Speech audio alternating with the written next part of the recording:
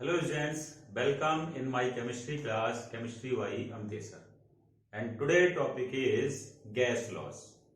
All gases follow some laws. These laws are known as gas laws. The gas laws are first Boyle's law, second Charles law, third Gay-Lussac law, and fourth Avogadro's law. We can understand one by one. First of all, Boyle's law. It is also known as pressure volume relationship, PVP relationship. According to Boyle's law, at constant temperature, the volume of any gas is inversely proportional to its pressure. According to Boyle's law, if the volume of any gas is B, it is inversely proportional to their pressure P at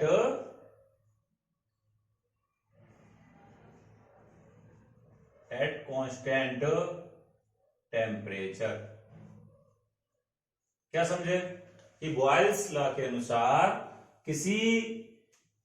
किसी gas के fixed amount का volume उसके pressure के inversely proportional होता है.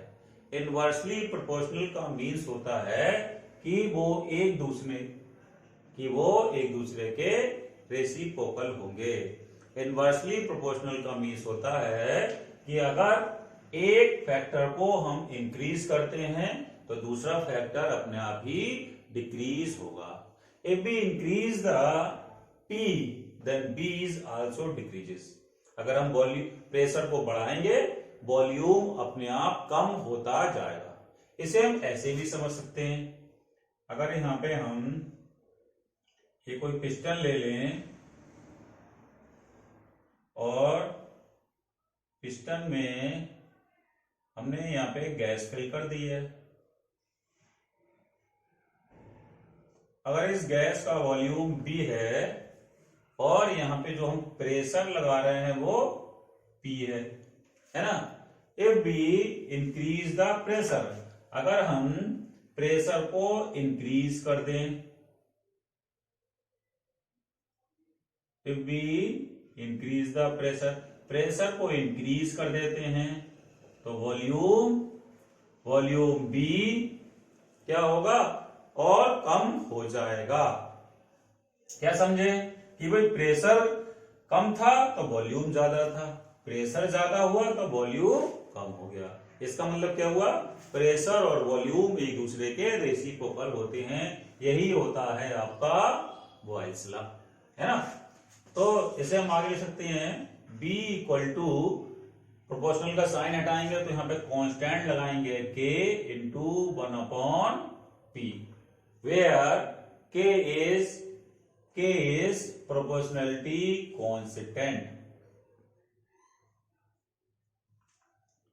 For two gases it may be written as, इसे हम ऐसे भी ले सकते हैं कि P and V equal to K. एक स्टेटमेंट हमारा यहां से बन जाएगा बॉयल्स लॉ के लिए. क्या बनेगा कि the product of pressure and volume of any gas is always constant at a constant temperature. It is also a statement for the Boyle's law.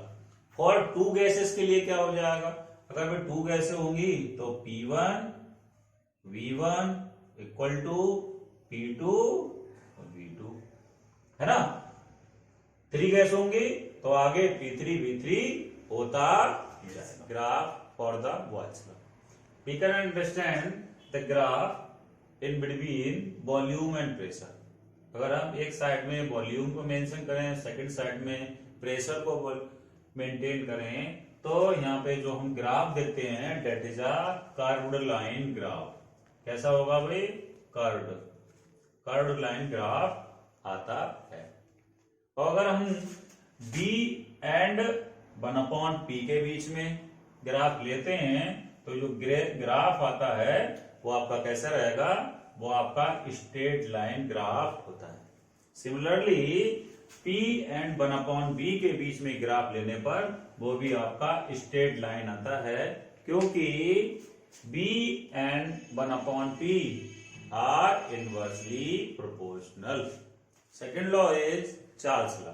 It is also known as volume temperature relationship. It is also known as volume temperature relationship. According to Charles' law, at constant pressure,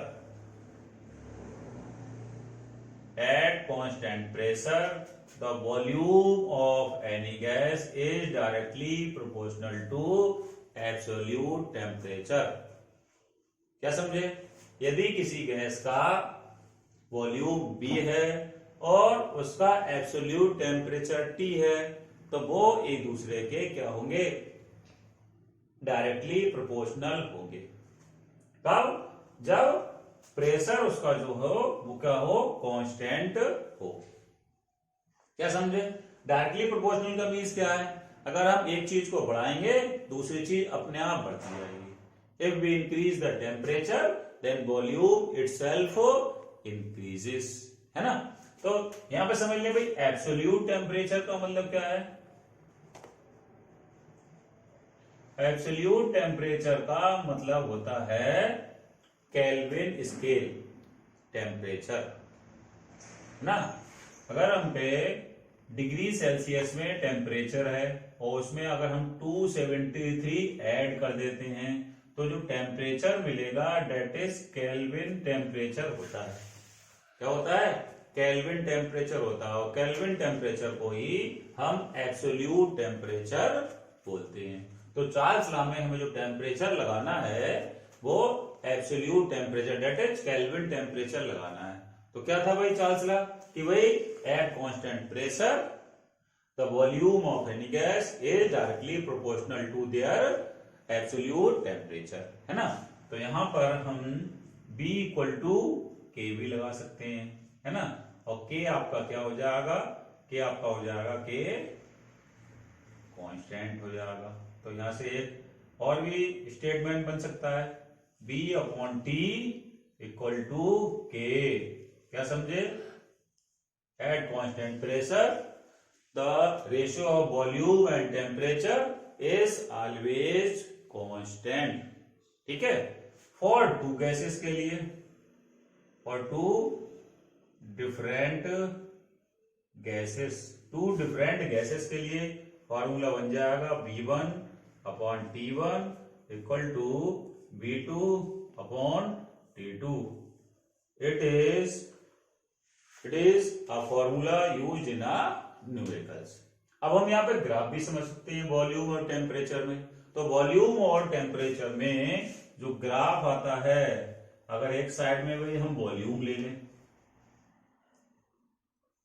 और दूसरी side में हम temperature ले लें, और temperature भाई किस में लेना है, केल्विन में लेना है ना।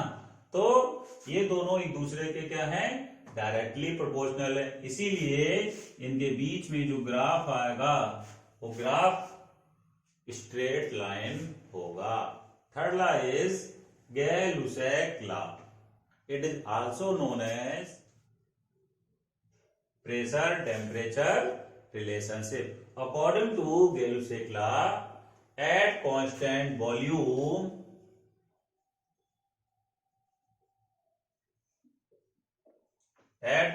volume the pressure of any gas is directly proportional to its absolute temperature।